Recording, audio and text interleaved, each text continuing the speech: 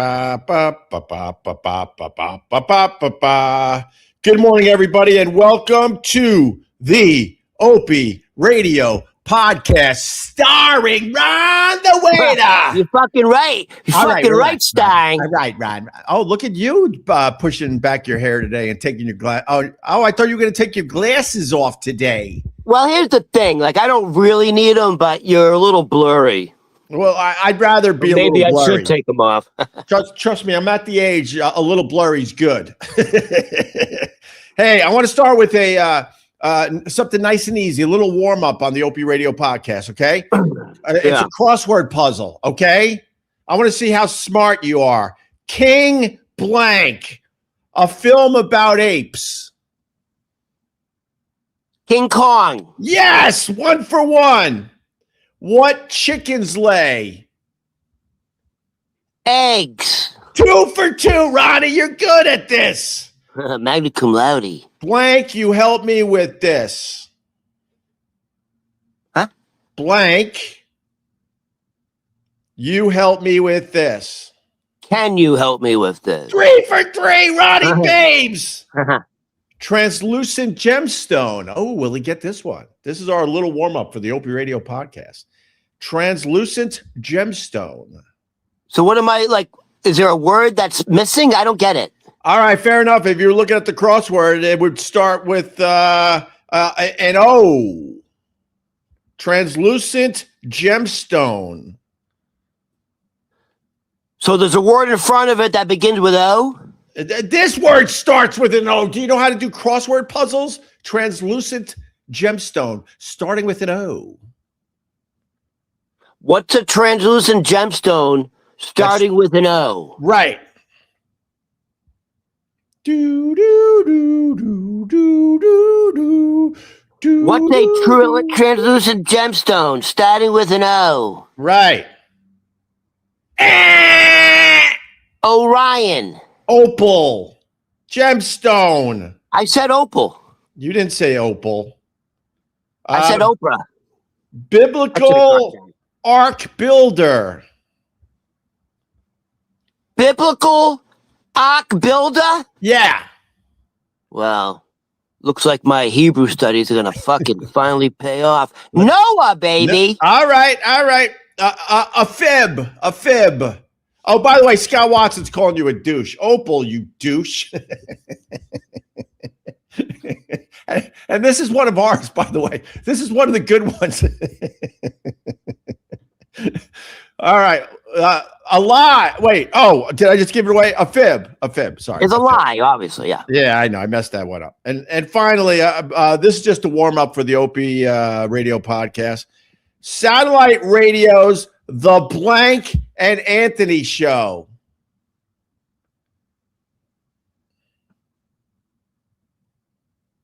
Say it again. Satellite radio's The Blank and Anthony Show. Oh, the Jim Norton and Anthony Show. You son of a bitch! Yeah, that would have been a good. That's where the magic is.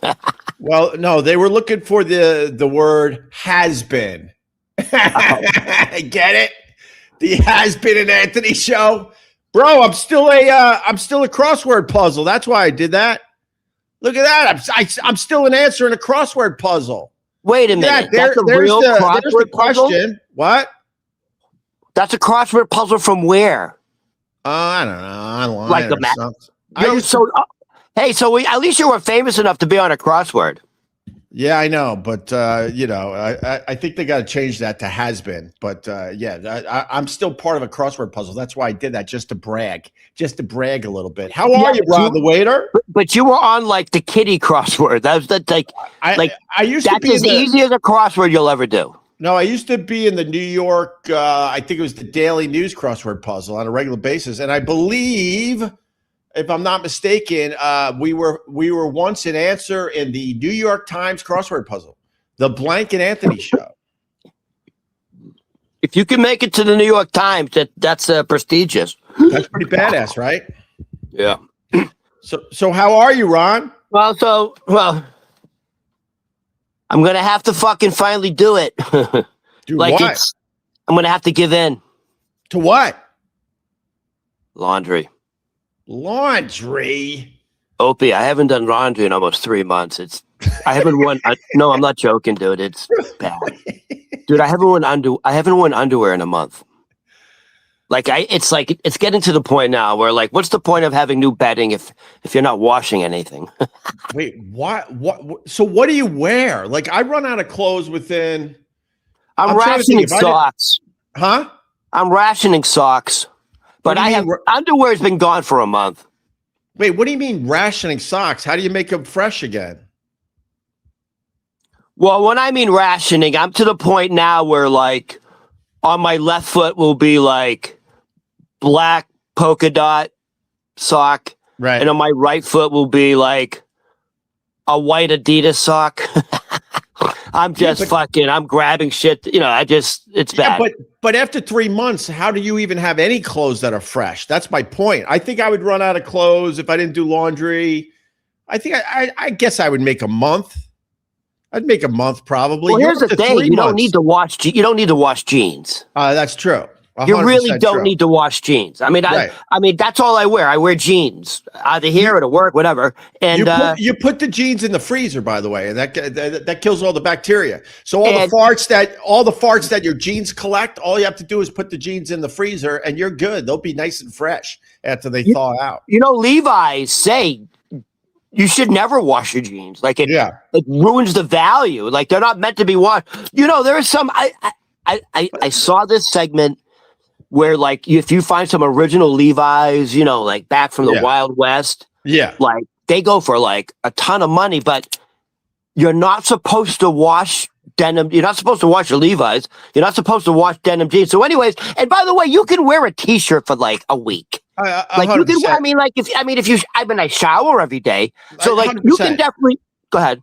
No, I was going to say 100% as long as you have deodorant, but there was something in there I have to say. What are you talking about? The value of your jeans? It ruins the value. What does that mean? That's what they say. Like it ruins the authenticity of like Levi say, you should not wash your jeans. You degrade the value of your jeans by washing them. That's what the makers of Levi's say. There's no value in your jeans.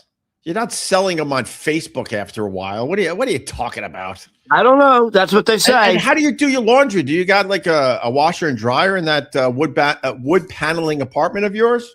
Well, if that was the case, that's easy. Yeah. So I have to go to the laundromat. Yes. You know what that is? You know how honestly, here's the embarrassing part. Like it would be like, okay, it's hard to get. It's only half a block up. So here's the embarrassing part. I don't have a washer and dryer. No. However, the washer and dryer runs 24 hours right beside me because the people who own the building use it. They're paramedics and police officers, so it runs on time. Anyways, it's only a half a block. I still haven't done laundry.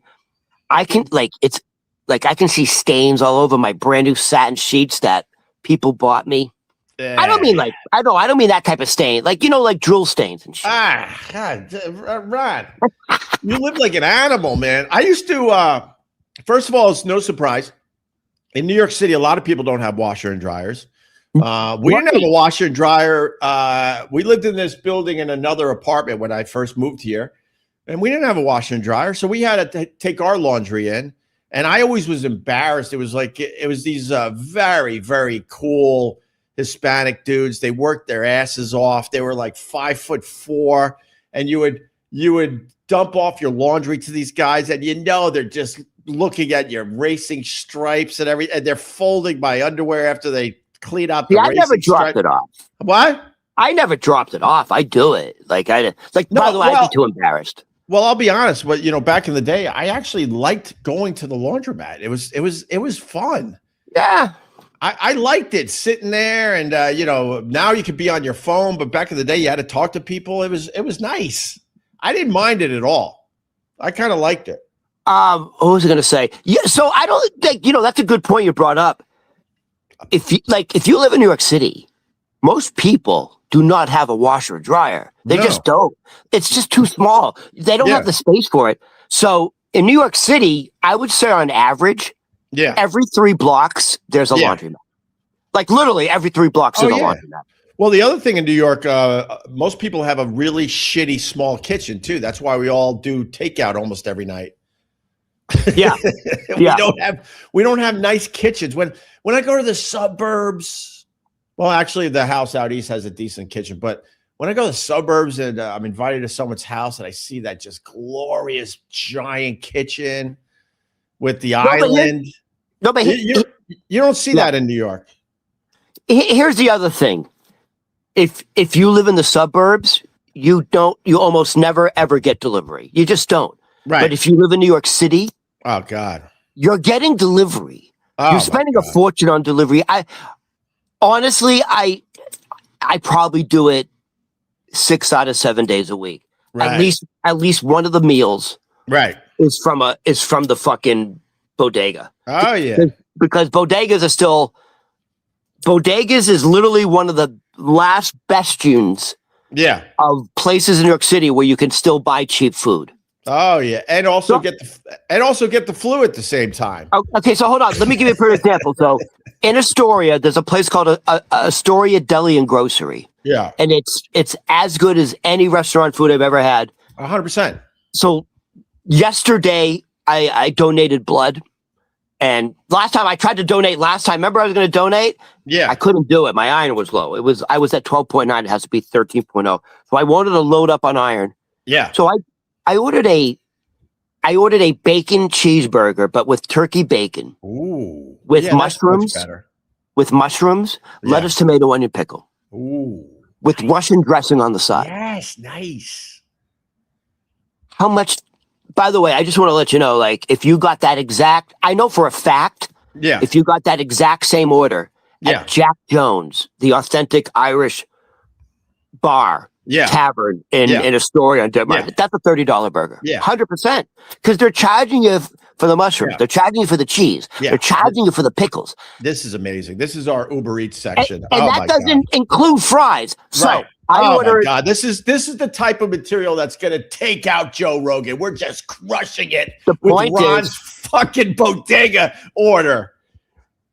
The whole order cost me $9.99. Oh, that's nice. It's literally the last place in New York City where you can still get a really good meal, a hot meal, and it's still and the prices of 10 years ago. More importantly, let us know how much the heart attack's going to cost you. Because that's what are you doing, man? I don't think turkey bacon is that much better for you than regular bacon. At that point, just eat the bacon. Just eat the bacon. I have a feeling turkey bacon's not good for you. It's covered in salt. Exactly. Well, that's. Hold on. Another thing. So wait, we learned that you haven't done laundry in 3 months, and you're eating heart attack sandwiches to get your iron up, so you could donate. Ron, let me finish, Ron. I know, no, go ahead. So you could donate blood. That's all I wanted to say. You wouldn't even let me get to the end of the sentence. No, but here's the sad thing. What? Yeah. The chances of me doing laundry today are really low. Of course. Like, what's the point at this point? Like, once you're so down in the fucking laundry rabbit hole, right? Like, I don't even want to show you what my bedroom. You want to take a quick look? No. You want to see a quick look? We have a whole list of things to get to. We haven't even done anything yet. Can I ask you a question? Yeah. Do you have the urge to storm anything today? To what? Oh. Well, my rap on this over the years, for real. It's January 6th, everybody. It's the 5th anniversary of January 6th. So depending on where you fall politically, you're either loving this day or hating this day. But here's my take on that. If they were doing it for a real reason, I would have been there with a pitchfork. 100%. 100%. Yeah. I'm a anti guy myself, but they did it for Trump's ego. Simple as that. If they were doing it for some better reasons, man, I would have jumped on an Amtrak with my pitchfork, Ronnie Babes. 100%. Yeah. You know what's stunning to me? Huh? The January 6th committee. The indictments on Trump. Yeah. The Democrats orchestrated all of that. Yeah. to make sure. They thought Donald Trump was so dangerous. Yeah. They said he will be unelectable. Yeah. If we put him on trial. Yeah. For insurrection. Yeah. Well, that backfired. Then they kept indicting him and then that backfired. Right. By indicting him and impeaching him and putting him on trial. Yeah. You literally got this fucker elected. Oh, 100%. It fired up his base. 100%. Yeah. And I want to say this. Yeah. He's only 1 year into a 3-year term. Mm-hmm. And you notice he's just ramping it up and ramping it up. He don't give a fuck. No. He's not running for re-election. He don't care. It's called, when you're in your second term as president. Yeah. They call it you start doing your legacy tour. Right. So what's he doing? He's like almost doing the Montreux doctrine, where he's now reasserting America's dominance in the Western Hemisphere. Right. By the way, Donald Trump take him very seriously when he says Greenland's ours. Right. He's like, at this point, no, we're going to take it because we're NATO and we have to have it. And because we want to control the ice wall. We want to control the ice wall. The problem with Greenland is he's got he's got Colombia on his mind. He's got Cuba on his mind. He's got Iran on his mind. So I don't think he does Greenland right away. And to your point, I think Trump knows that his health sucks. He's an older gentleman. So he's going to try to do as much shit as possible before this guy drops. That's his goal Opie, now. Let me do as much shit as I can before I drop.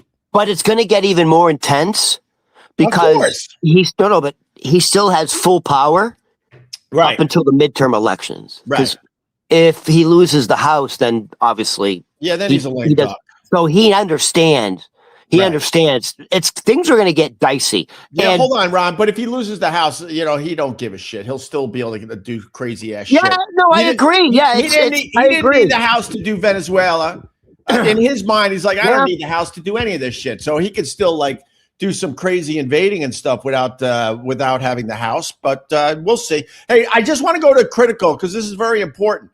We know Opie's anti-everything because I'm kind of an anti-government guy. I don't trust any of these guys, whether you're on the left or the right. What? Anti-Semite. No. I'm a fan. The guy said anti-everything. I'm a fan, Ron. I'm a fan.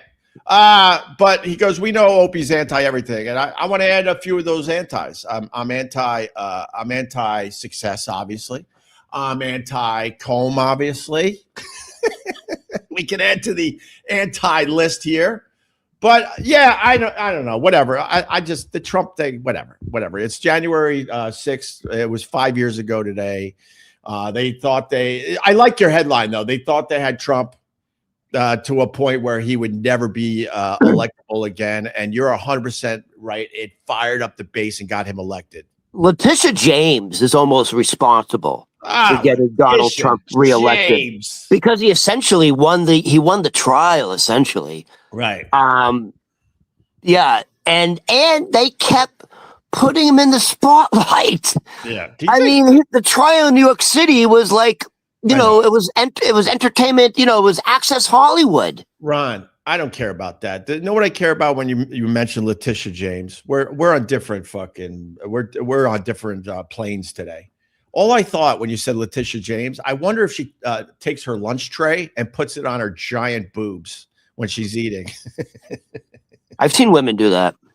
Hey, She is creepy between the giant over the top boobs and how she talks.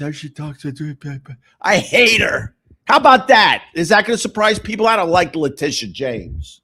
She was in a press conference yesterday, standing behind Zohan Mandani, and you Google it, watch it. Everyone's just sitting there like with a normal face. Yeah. Like this. There's a lot of people behind Zohan Mandani. He's doing one of those housing things, right. He's putting a stop to landlords abusing tenants. And Letitia James is behind him. Yeah. On his right shoulder. And everyone's very serious face. Yeah. God is my witness. We gotta get the video. Letitia James is just going.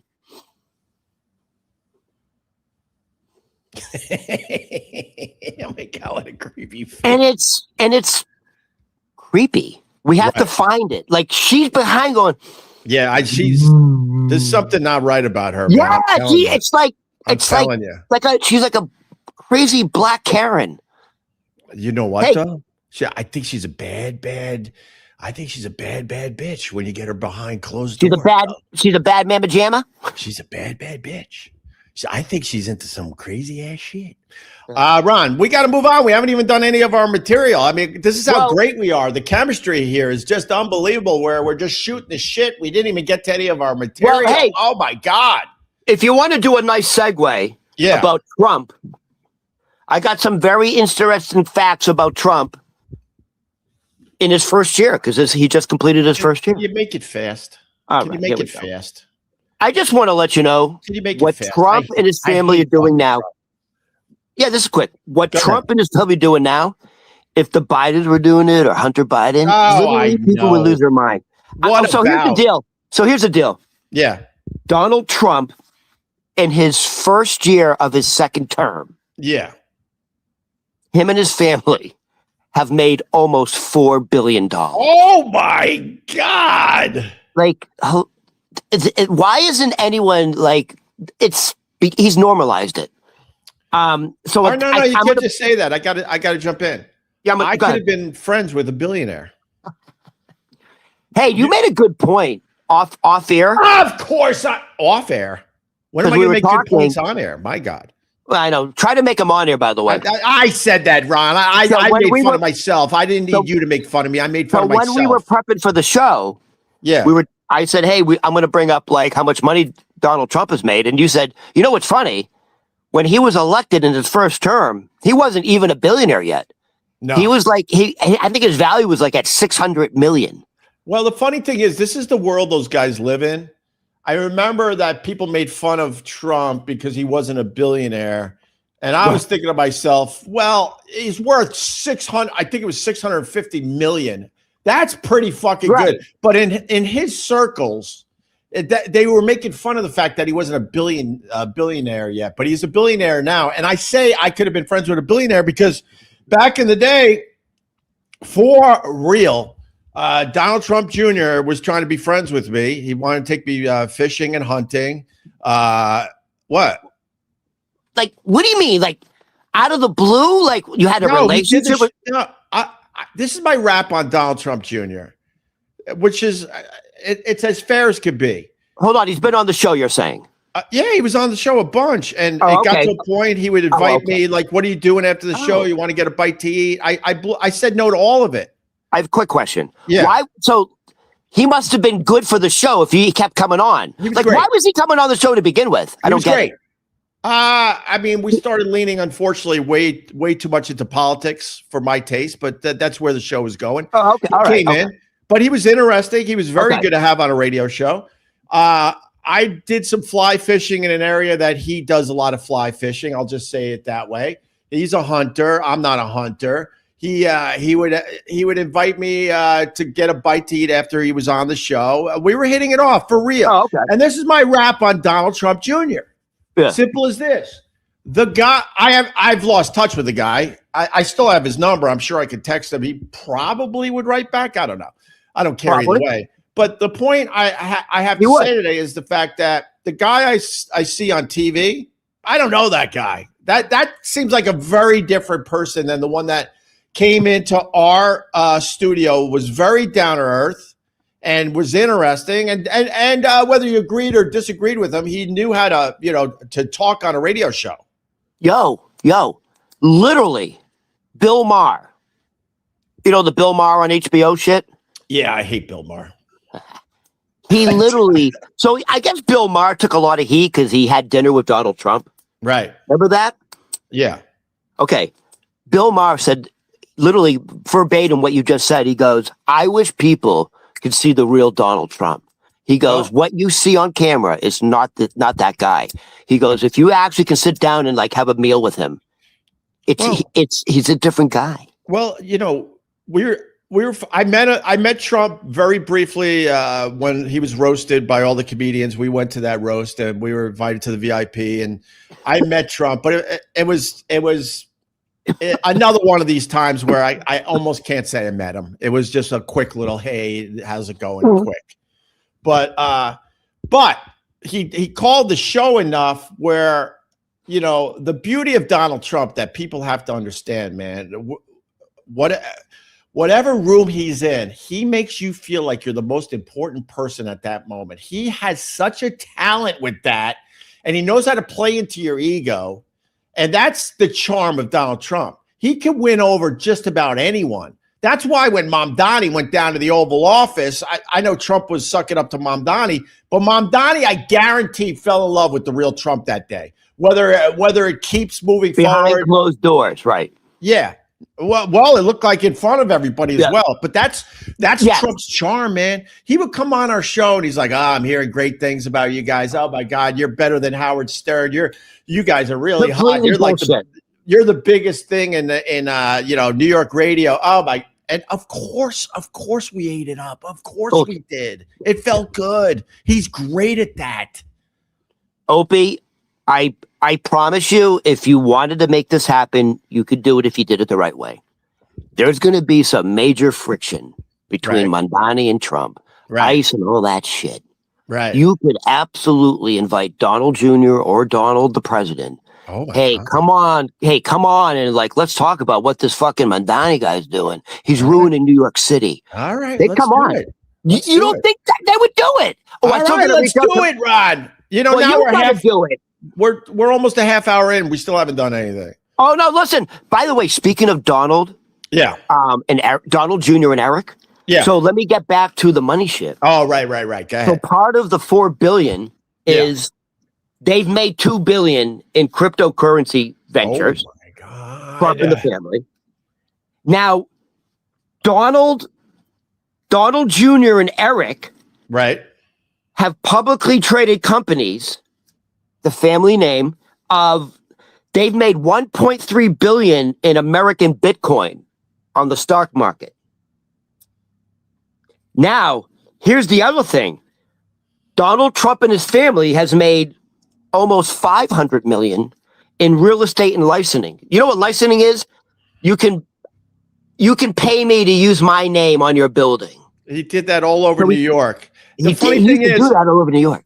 I was in one of those buildings. The funny thing is, like, when you walk around New York and you see the Trump name on a lot of these buildings, he had nothing to do with the construction of those buildings. Nothing. It was his management company. So he's like, hey, I'll come in as my management company. We'll run your building for you. But the deal is you got to put my name on your building. He was brilliant at he was brilliant at marketing too. He was really the first one to really revolutionize that. There used to be the Trump Soho Plaza Hotel. Yeah. They took the name Trump down. Yeah. Long time ago. But since he's become president, when I say licensing, he's probably overseas, right? Right. But hey, you can walk around New York City. His fucking name's everywhere. I said that. Continue, Ron. I want to move on for the Trump. All right, hold on. Trump shit drives me insane. I feel like I'm in a backyard somewhere and have to deal with someone babbling about Trump. Now, quickly. Yeah. Since this is what Trump has done in his first year, second term, talking about licensing and branding and putting his name on shit. Yeah. Here's a quick list. Yeah. He added Donald J. Trump in front of the JFK Center for the Performing Arts. Right.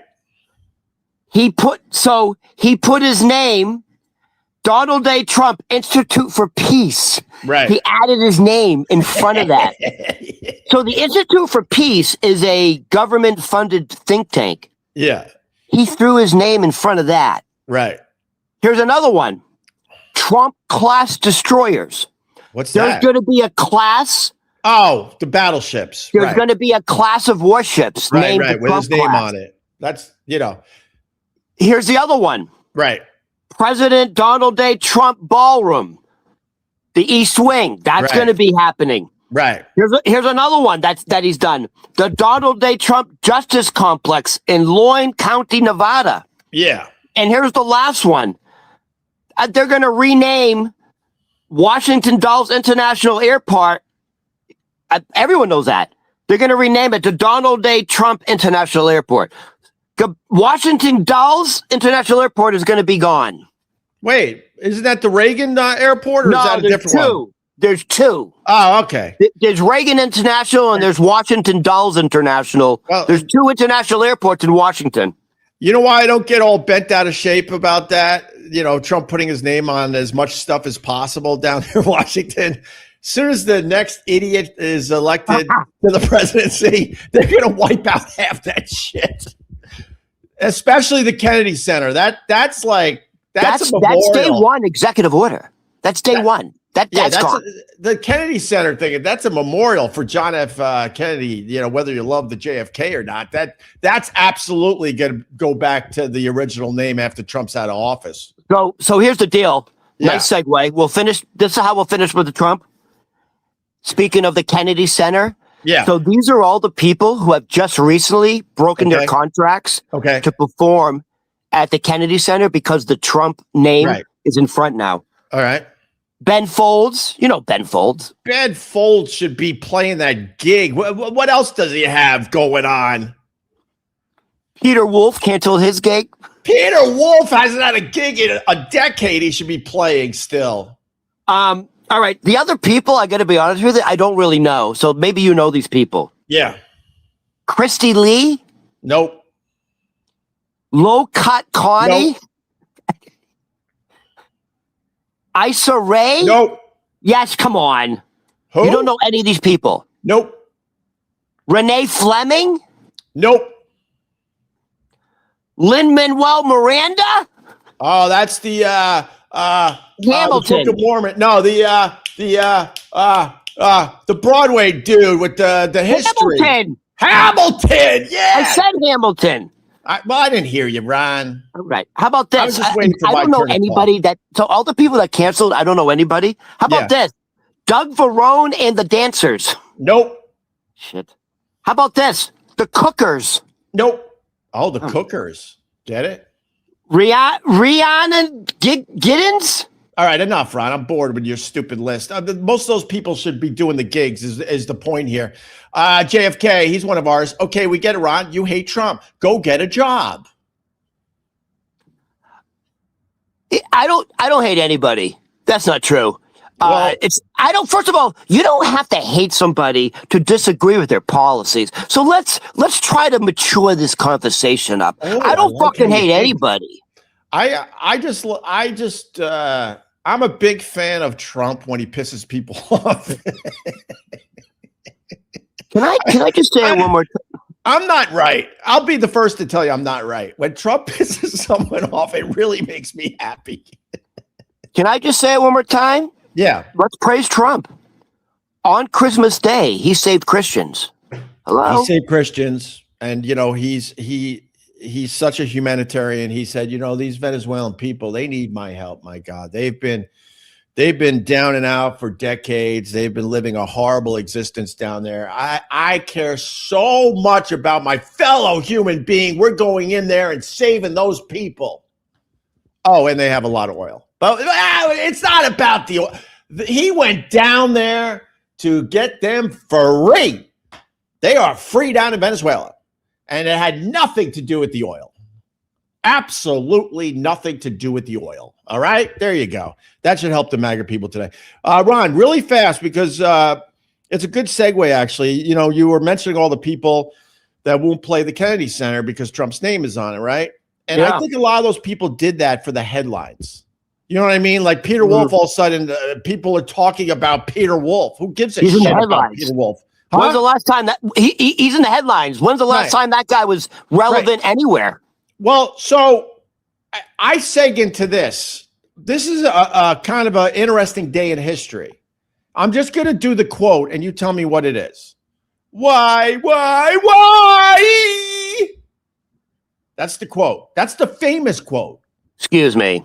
Why? Excuse me. We're from the same state. All right. You got it. That's all fucking right. Nancy fucking sexy horse teeth Kerrigan. All right. But I got a point to make today on this for real. So it was back on this day in what year was 1994. Holy shit. You got clubbed in the knees. by Tanya Harding, the white trash of ice skating. God, I would, dude. You know she turned to porno. We know. Her butt looked like she was sitting in a gravel driveway. Yeah, it's all like red and rashy from all the Doc eggplant. JFK's wasting his twos today. Trump is name of the first ship becomes the class. Oh my God, JFK, you might want to AI your fucking thing here, and you wasted $2 on this. Trump is name of the first ship becomes the class. All right, thank you, JFK. I appreciate you. All right, listen to me. This is the point I want to make with the Nancy Kerrigan, Tanya Harding thing from 1994. It's the best thing that ever happened to Nancy Kerrigan. Now, that sounds twisted, Ron. I get it. But a lot of these people are fame whores, right? Let me ask you a simple question.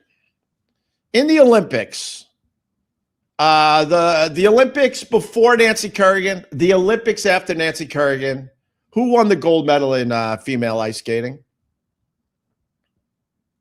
Exactly. No one knows. No, hold on. I do actually probably do know, actually. Just to let you know. Yeah. Women's figure ice skating is probably one of the biggest events of the Winter Olympics. I get it. Fleming. I get it. But here's the Dorothy Hamill. You want to go back to Dorothy Hamill? I had the Dorothy Hamill haircut growing up because we couldn't afford haircuts. The bowl haircut. The lesbian haircut. My point is simple. It's the best thing that happened to Nancy Kerrigan, and especially Tanya Harding, because 32 years later, we still know who the fuck she is. Yeah. That's the point here. If that never happened, she might have went on and won the medal, and then she would have kind of been forgotten, except for in the Olympic circles. Like every 4 years, they would drag her out probably to announce a skating event. But the fact is, when these giant events happen to some of these people, it's the best thing that ever happened to them. It's also relevant that she got clubbed. She got clubbed in the knee. Right. Tanya Harding like paid her fucking, what was the name? It was almost like Giuliani. It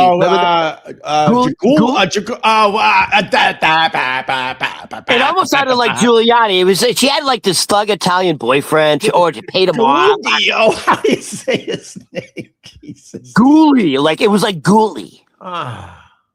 Jeff Gould. Oh my God, it's right there. Jeff Ghoulie. Like, his name fit. But here's what people don't realize. Yeah. Dude, she got seriously injured and still she won the silver medal. That's what it really made her famous. No one cares. If she didn't medal, make her famous. She medaled. And she's hot, dude. Yeah, she's hot. The point is, if she never got hit by Tanya Harding, she would have faded away pretty much at this point. Jeff Gillooly. Thank you, John Koritz. Thank you. Oh, it's Sean Eckert. People remember all the names. Sean Eckert. Sure, he was a biggie in that. But that's my point, though. So these crazy events happen to some of these people, and it's the reason they're so famous, and it turns out to be a great thing for them. Nancy Kerrigan probably made millions off that in the end because she was way more marketable after that. Now, I got another one really fast, Ron, really fast. Well, she became like a cult celebrity icon. And yes, she you know where she made her money? What? Signing tours. Yeah. Yeah. You had to interrupt for that. The point is she made a lot of money because she got hit on the fucking knee by Tanya Harding. Right? Yeah. I got another one. Great miniseries, by the way. Great miniseries. I got another one. I saw she was in the news. I don't even know for what. Monica Lewinsky. And if you bring up the Bill Clinton BJ thing with her, she gets really fucking pissed off. And my point would be, if she was on this right now, we wouldn't know anything about you if that didn't happen. Why do we pay attention to you? I think she went into handbags or something for a while, and she did something with Tom Green once. But the fact is, she became insanely famous because of this terrible thing that happened to her. And no one gives a crap about anything else she's doing except for the fact that she was the intern in the Oval Office. Nancy Kerrigan and Monica Lewinsky both made money off of what happened. I mean, Monica Lewinsky had like fucking, #1 selling books. Right. By the way, I think she actually had like a talk show at one point. She had everything because of that. But the point is, if that never happened to her, we wouldn't know her name for anything else. Hey, Opie, speaking of famous. Yeah. I ran across your ex-famous radio partner, Jim Norton, that real famous guy. And I sent you the video because, first of all, I want you to tell me if this is like AI, is it fake? I came across this video, and it looks like there's a fat Chris Stefano handing a sandwich to like a guy in some sort of felt suit, and like some crumbs fall on Jim Norton's lap. Right, dude, Jim Norton is like the look on Jim Norton's face. Is this an act? What's going on? Ron, hold on. I gotta find it now. Do you remember how I said I came across Jim Norton giving away free jokes on Thanksgiving, and I'm like, this can't be real? Yeah. Is this video real? Is this a character he's doing? Man, or is he just a fucking little prissy? Whoa, hey! You don't understand the brilliance of Jim Norton. You're gonna piss off the O&A people that come and check us out every morning, Ron. You're gonna lose those people. Is Jim Norton giving us some sort of like performance art? Like, what is going on here? Well, it's my favorite. To be honest with you, you're bringing up my favorite Jim Norton video of all time. It's so ridiculous. Jim Norton, he. You mean Blinky? It's 2026, Ron. I'm trying, Ron. I'm trying. Why are you dragging me back in, Ron? Why? The fact is, I came across this video yesterday. The fact is, Jim Norton had a problem. I would say pretty much every day I ever did radio with the guy. And the old O&A staff would agree if they weren't scared of the guy. Whatever. I don't care about that. That's up to them if they want to. Why would they be scared of him, though? I don't know. I mean, there were times he would get his breakfast order in front of him, and something would be wrong about the breakfast order, and then he would turn and spit on the floor. That was always fun when you're just trying to have fun with a radio show. Opie, that's not normal behavior. That's like a fucking spoiled little brat. Well, Ron, that's you. It's 2026. I started moving my body more. I started meditating. Diva, more. You fucking spit on the floor because they got your order wrong? What are you kidding me? I started doing my power walking and my swimming, meditating. I'm trying to eat a little better. I didn't have ice cream last night. So why are you dragging me back into this? Just so people don't think I'm exaggerating that this guy's a little prissy Big C, show the video. He's having a fucking temper tantrum. You're a grown man, you fucking blinky motherfucker. I didn't understand it because, in the end, like, this is not, well, obviously this is not a job or a real job, obviously. And you don't spit on the fucking floor after someone brings you food, you idiot. You say thank you, you fucking asshole. I got a ton of stories like that, but like I said, it's 2026. But I will show you this video because it is one of my favorite videos of all time. So basically, can I say? Go ahead. Sorry. We had a nice hang going on. Can I say one thing, please? Yeah. I like it when you pause the video and comment on it. Go ahead. Oh, really, Ron? All right. So we had a sandwich shop that made sandwiches. They brought them in. Maybe it was one of the sandwiches that was named after me. I don't remember exactly. We had Piff, the dragging dude who was on American Idol. He's really famous in Vegas. We had Chris Stefano, and we were just having a nice hang, and we're handing out sandwiches, and Chris Stefano's happy, and Piff walked in with his little doggy, and he's going to do great radio for us. And Chris is a nice guy, and he's like, "Hey, Piff, would you like a sandwich?" And it wasn't like a setup. It wasn't like, "Hey, when he comes in, we'll give him a sandwich." It wasn't like that. It was just spontaneous. We're all hanging. We're having a good time, I liked that vibe when I was doing radio with people I liked, where we're just kind of hanging out with each other. But Jim Norton was not having. Can I just say one thing? Piff, American Idol, I don't know what you're talking about. It doesn't matter. People know. Okay. He's very famous. So here's okay, I didn't know. I'm not even joking. This is one of my favorite. Yeah, because I'm twisted. When Trump makes fun, goes after someone, I love it. When over the years in the studio, when someone was in a position, I loved it. Like when Jim Norton gave the 18 pounds of books to Ozzy Osbourne, and Ozzy was like, I ain't taking your stupid books. And it was a birthday present. And he left them behind. I don't know if I've ever laughed harder in my life. Oh no, I laughed harder with Carl once, but that laugh that day was right up there. All right, but here's one of my favorite videos for real. All right, Ron, for you. Hey, Piff, what's up, buddy? Hey, Piffy. What's going on, buddy? Not much. You want some sandwich? We got sandwich. I'll take a sandwich. Yeah? Yeah. Here you go, buddy. You're from Leone's Deli in Brooklyn. From Leone's Deli.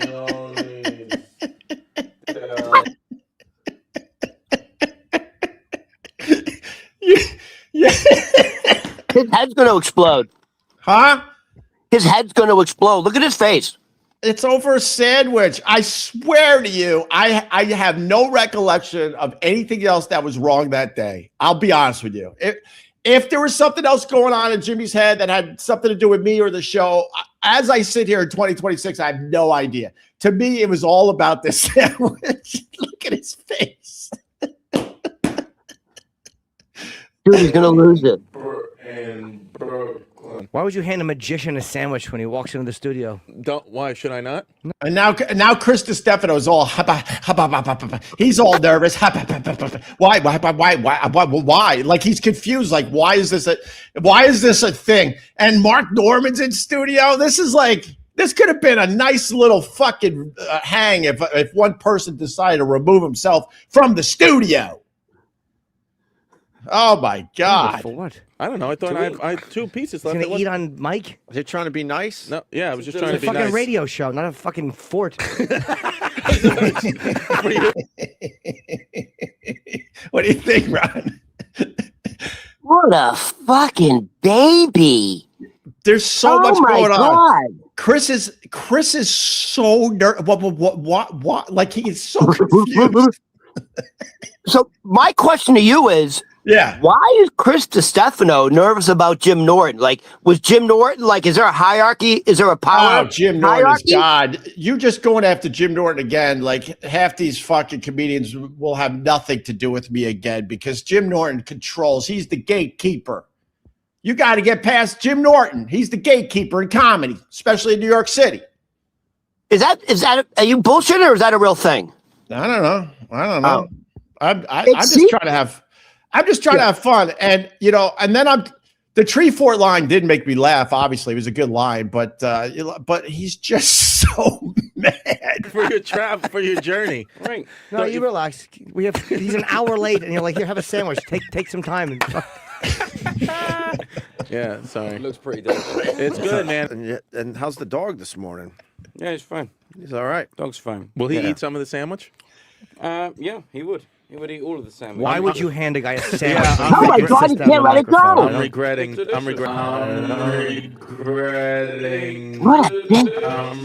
because I can't. What's up, Piff? What's up, buddy? There you go, Ron. Dude, he couldn't let it go. Oh, Jim doesn't let anything go. What the fuck? I mean, look, I had a tough time letting things go because that's going to be the next thing that happens in the chat, of course. But Jim Norton, it has to be said, has a very hard time letting things go. And it's like, Mark Norman, you got Jimmy in there, you got Chris DiStefano, you got me. And if Piff eats a sandwich for 20 minutes, who gives a shit? There's plenty of people in that room at that moment that could keep the thing going and making the laughs happen, but he couldn't let it go. The funniest part is he looks completely confused when Chris DiStefano. By the way, Chris DiStefano looks like he's lost a lot of weight since then. Jesus. Oh, I don't know. I haven't seen Chris in a moment. Well, he looks pudgy there. He looks like he's retaining a lot of water. Jim Norton's face, he doesn't understand, almost like he can't compute what the fuck's happening at the moment. Right. When the sandwich starts going across his body, and then for some reason, Chris Stefano stops. Yeah. Like stops the motion of the sandwich directly over Jim Norton's lap. Oh, yeah. You don't want to piss off Jim Norton, man. Don't piss off Jimmy. And shakes the sandwich. He goes, hey, you want the sandwich like this? Right. On Jim Norton. Right. And you see the crust of the bread. Like it's snowing. It's like snowing dandruff bread all over Jim Norton's lap. And Jim Norton, without moving his head, right, looks down with his eyes and then looks straight ahead. Right. And if you look closer, you can almost see steam coming out of his head. He is so stewing. So stewing. I loved when it got uncomfortable in the studio. I loved it more than anyone else that was associated with that show. When it got uncomfortable in the studio, I loved it. Now, I laughed at Jim Norton's Fort line because that was funny. You know, still giving it to him. That was funny. And I don't get that laughing line. My ass off at how mad he is. That's how twisted I am. I'm laughing because he's so fucking steamed. I mean, like, I would have said, yo, Jim, what's the big fucking deal? You kidding me? Like, that would have been my reaction, but I was kind of surprised at Chris Stefano's reaction. Like, sorry, Jimmy. Sorry, Jimmy. Yeah, he was nervous, and you notice Mark Norman didn't say a word. He just by the way, I was going to bring it up. Like, Mark Norman didn't even exist in that scene. He fucking went back into the corner. Yeah, Jimmy was intense. Jimmy was intense to work with. There's no doubt about it. So in other words, Jim Norton's one of those guys you have to walk on eggshells? Well, I mean, they said that about me, Ron. They said that about me. That's true. When everyone was intense in that studio at times, but they said that about me. All right, Ron, thanks for bringing that up because that's going to be a whole day of hate now. Thank you for that. I appreciate you, Ron. You're the best. I call that sandwich gate. It really makes me laugh, though. Dude, it's just stunning that a grown man would that's how a preteen would behave, or like a girl. Like, oh my god! I mean, why would you ever do that? And I'm trying to be fair to Jim Norton. Like, I really don't believe there was anything else going on in the studio that day that had him that mad. I really don't. I really don't. You know what? Can I? It sounds like. Go ahead. Yeah, go ahead. No, I was just gonna say it truly is one of my favorite Jim Norton videos. You know, the more I think about that video, because of Jim Norton's reaction, it sounds like Jim Norton already had an issue with Chris Stefano. I don't know. I can't speak for that. He had an issue with me. He didn't want to do radio with me, so it made that time with Jimmy hell on earth. And with that, we still got it done to a certain extent, but he didn't want to be there. He wanted to be working with Anthony. He should have just whatever. I've said all this. Let's move on, Ron. It's 2026. I'm trying to be better. I noticed you're starting to dress a little better. You're putting shirts on, but you dress like a fucking New Englander. It's just that's New England. That's New Hampshire. It's winter, Ron. I'm just trying to be cozy. Now I got to figure out the hair, and I'll look like $1 million. Wait a minute. You kind of look like, with the shirt and the hair, a little John Fogerty. Oh my God, John Fogerty's 90, you asshole. I don't mean that. I mean, when it was young and youthful. Chasing down the hoodoo dare. By the way, born on the bayou. Speaking of classic rock. No, we don't have time for that now because you babbled about the Trump shit. We can do this quick. Tomorrow on that. We don't have time. We'll do it tomorrow. You babbled about Trump and lost half the audience. No. It takes two to tango. You kept going on Trump. I did not. I had. You have a big hat on Trump. And this poor JFK now hates you. Ron hates anyone who is successful. Typical loser. Wow, you lost the JFK head chunk. You can't lose the JFK. What am I jealous of successful people? All right, listen. I got one more thing we could do really quickly. Yeah. The Howard Stern video. Let's play more videos, Ron. Speaking of, okay, let's speaking of we videos. just pissed off the Jim Norton fan base. We might as well piss off the Howard Stern fan base, and this will get the numbers up. So we've been talking about the Howard Stern basketball video for a while. We almost played it the other day, but then we went on a Ron the Waiter tangent for 15 minutes. But honestly, Ron, it was good stuff. It was good stuff. When you go off on a tangent, it's good stuff. But we weren't able to play the video, so I'm gonna like push it here today.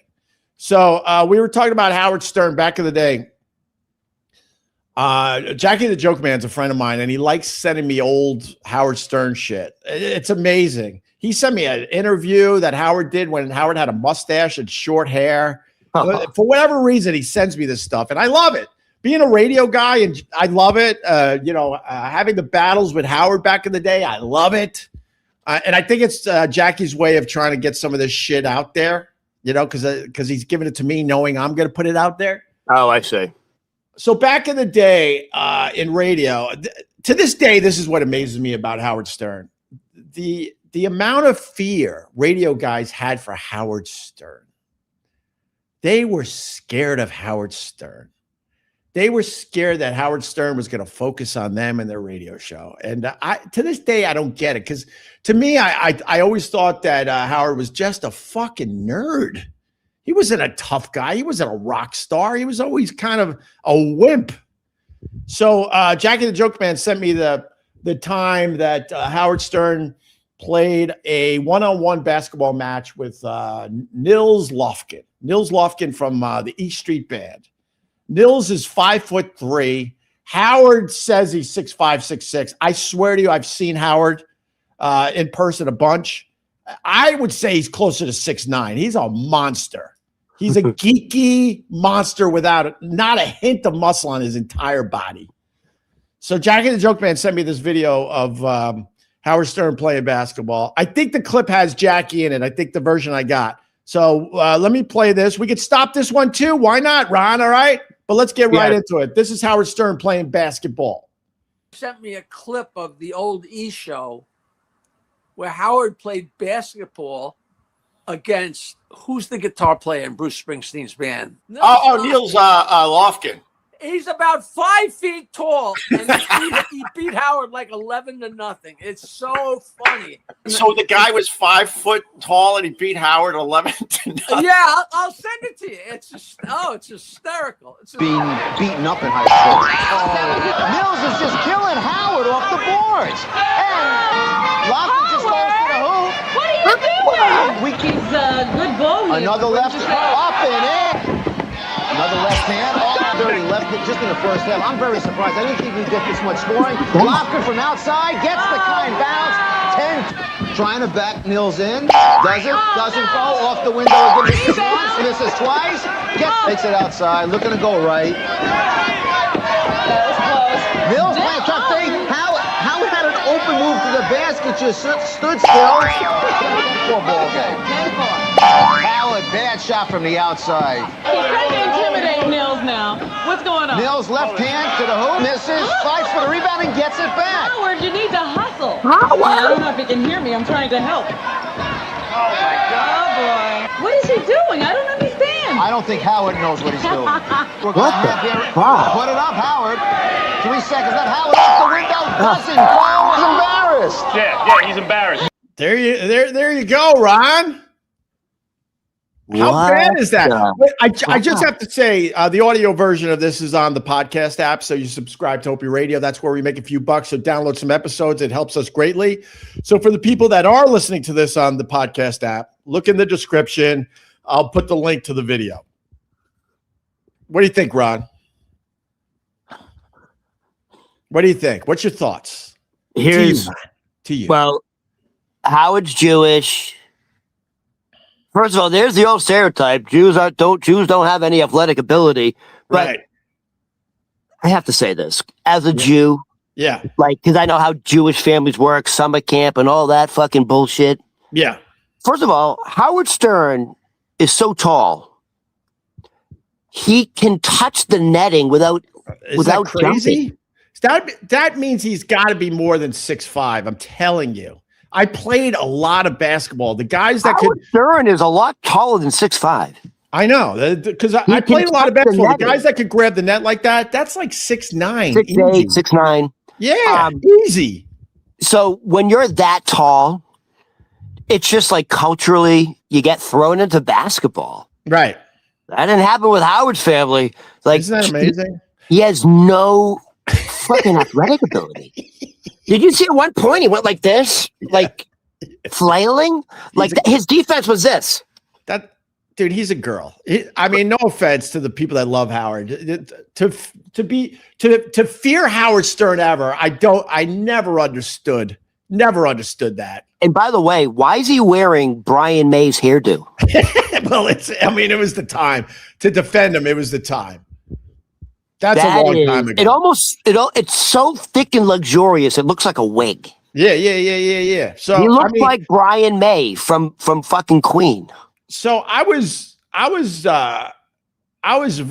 really good at basketball, but my problem was I didn't get the height. If I had Howard's height, oh my God. But I was really good and I took it very seriously. But the point I want to make today is when I went to high school, the tall kids that walked around that were 6'7", 6'8", 6'9", the basketball coach would recruit those guys immediately. And then it was so funny to see the coach's face when they realized this 6'7", 6'8", 6'9" monster couldn't fucking play basketball. It drove the basketball coaches crazy. So I'm imagining when Howard was walking the halls of Roosevelt High School, I think he went to, and I guarantee the basketball coach is like, well, fuck, I got to get this guy on the basketball court. And then to realize that he plays like, no offense to the ladies out there, but he plays like a girl. And I bet you the basketball coach went home and had a nervous breakdown. Opie, you fucking hit on something. You're 100% right. I absolutely remember in junior high school and high school, because I played I was like tri-captain of the baseball team, tri-captain of the football team. I was really good at baseball and football. And if there was I remember the assistant coaches. Yeah. Like if there was like a high school kid who was like 6'5", like 300 pounds. Yeah. Who wasn't playing football. Right. They would encourage him, hey, dude, come on over. We really could use you, blah, blah, blah. It's a great experience. So 100% Howard Stern was approached several times to play JV, varsity. Hey, come try out. And he probably did. He probably said, okay. Right. Zero. He had zero athletic ability. It's unbelievable. It really is unbelievable. And Nils Lofgren, I according to Jackie, I think it was 11-0. 11-0. And Nils Lofgren, I thought he was taller, but I think he's 5'3". So Howard was at least a foot and a half taller than the guy. Hey, can I ask you a question? Yeah. Because I know you and Howard don't like each other, and you guys are like nemesis. Well, not anymore. Rob, let's be honest. I'm broadcasting from a windowsill, and he's still on Sirius XM. Yeah, but Opie, you could send him that video and go, Howard, you want a rematch with the Opsta? Oh, I'd kick his ass. Would it also be 11-0? I got 2 herniated discs. I would kick his ass. Yes. Opie, this is what I understand where he lost 11-0. All he had to do was put his back to the 5'3" guy, just dribble close to the basket. And he literally doesn't even have to jump. He no athletic ability, but no smarts. Yeah. All right, Ron, I got to go. We did nothing again. Nothing. Literally, I got this. I got 2 sheets of stuff we could have talked about, but instead we did nothing. And look at all the stuff you got. But thanks for pissing off the Jim Norton fan base today. That was fun. Thanks for well, I guess I pissed off the Howard Stern fan base, so I got to take that one. So that means no Twitter for the kid today. I just can't get over the fact that Jim Norton, he would let it go for a few minutes, and then he would have to bring it up again with Chris Neville. Like, seriously, why would you do it? I guess I shouldn't have done it. Well, I don't understand why Chris Neville goes, dude, shut the fuck up. Fuck you. It's a fucking sandwich, dude. What the? Did Chris Neville think like he would not be invited back? I don't know. It was your show, though. The one thing I'll say, and I think this is more than fair, so listen up, assholes. We all brought our shit to the show. We all did. We all had our problems we brought to the show. And man, for me to get all the crap from this O&A fan base when they know that Jim Norton brought shit to the show and Anthony brought shit to the show, that's where I say it's not even close to fair. That's what I say today. I had my own issues that I brought to the show. There's no denying it. But Jim Norton brought a lot of fucking issues to that radio show as well. Trust me on that. I don't think people realize, like, you just see, like, when we come on live, but there's a lot of prep work that has to go behind this just so we can talk for an hour and a half and have something to say. No, Ron, I got to stop you there. And it's a compliment to you. Yeah, we do, like, we're taking this seriously and we're show prepping and stuff. And we talk a little bit before the show. We talk after the show every day. But the fact is, we never get to our material. Yeah. So you know, the chemistry is there where we could just turn this on and have fun. I'm just trying to get to some material. But what's your point? Because I don't think that's the point is I don't think people realize, like, what you do behind the scenes. Like, you have said to me off camera, like, Anthony and Jim Norton literally brought nothing to the show, so all the pressure is on my shoulders, meaning yours. So I have to come up with the content.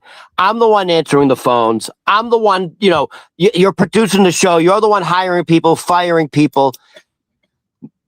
People don't realize that whole other side of the business where Jim Norton and Anthony are literally just showing up, phoning it in. Well, people don't understand that. Now you just pissed off the Anthony fan base. You're fucking nuts, Ron. Fucking phoning it in. No, to be fair, the guys were talented. Trust me, they were talented. But a lot of the bullshit that goes into a radio show did fall on me. But those guys, I mean, I can't say they were coming in phoning it in. But when it came to all the stuff that wasn't fun about a radio show, it was on my goddamn shoulders. A lot of it, a lot more on my shoulders than Anthony or Jim Norton, and that is a fact. I'll say that. And from what I can see between Anthony and Jim Norton, Anthony is much more talented behind the mic than Jim Norton. Like, just, you know, I mean, Jim Norton's good if he's got the right people around him, but he can't. I have no interest in watching, anything Jim does as the lead guy. But you put him with Anthony and other people, he's fucking quick and sharp and funny. But as far as like running his own show, I have like zero interest in that. So, all right, Ron, I think you pissed off enough people today, so we should leave. It's what I do. What I do. It's all Ron today. Leave me out of it. Hey, dude, I tried to. I regret not saving that picture. I really tried to find it again. If anyone can find it, send it to us. What? Someone photoshopped Maduro in his gray Nike tracksuit. Right. And he's got the blindfolds on and the headphones on. Yeah. And they photoshopped, and he's got his hands out front with a water bottle. And someone photoshopped out the water bottle and put in the Joe Rogan comedy album and said America is torturing. America has started torturing Maduro. Ron. Instead of waterboard, they're forcing him to watch Joe Rogan's comedy album. Ron, were you just sitting there as we're about to end this and go, I didn't piss off enough fan bases today? Dude, I'm on a roll. I'm on a roll, you alien, fucking Joe Rogan, alien hunter. I'm trying to find it because it is pretty funny, but it's hilarious. So now you're pissing off the Joe Rogan fan base. So I can't find it, but it's out there somewhere. So what is America doing to torture Maduro? We're not waterboarding him. We're not electrocuting him.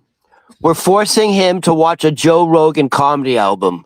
Yeah. I didn't even know it existed. Well, I mean, this is popping up as a thing, Maduro on Joe Rogan. Yeah, I did see that. I think they're talking about aliens. Rogan's kind of calling it in nowadays, huh? I got a bunch of I don't listen to Joe Rogan that much anymore. I used to be a huge fan of his show. I listened to a lot of his stuff. But the people close to me that still listen to Rogan, they're basically saying he's kind of calling it in. And I kind of defended Rogan. I'm like, what else is there to do? The guy makes over $100 million a year. There's no motivation anymore. And I'm sure he's still getting the job done, but if you watch the Joe Rogan show now, he just leans back. He's got his fucking cigar. He looks like he just took a fucking shot of Valium. Just low voice. Hey, well, he's not. I mean, sometimes instead of talking to the guests, he'll ask AI questions, and he's not hungry anymore. But I'm sure he's still getting the gig done. But it's hard to get motivated. It's hard to get motivated if you're making $100 million a year. Holy shit! And you banked half that shit, so you're like thinking to yourself, "What else?" I can't find this thing. I'm looking for it for you. Now I'm hilarious. Hey, which one is it? Joe Rogan or Dana White? Because they kind of look alike. I spelled Maduro. Man, what's his name? Who? The Venezuelan guy.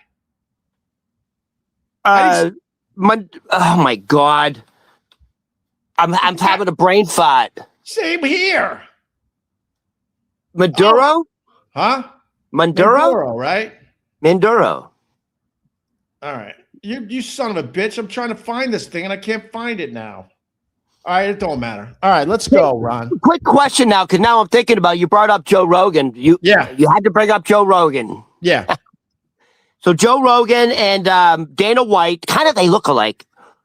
Which one is like banned in like 3 or 4 casinos because they count cards? Like they're so good at it. The UFC fan base now?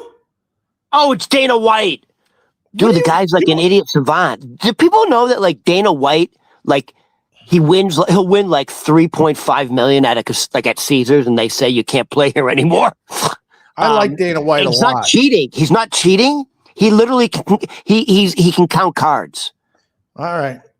I like the Dana White though. Let's leave the UFC fan base alone, Ron. I mean, we're trying to build something here.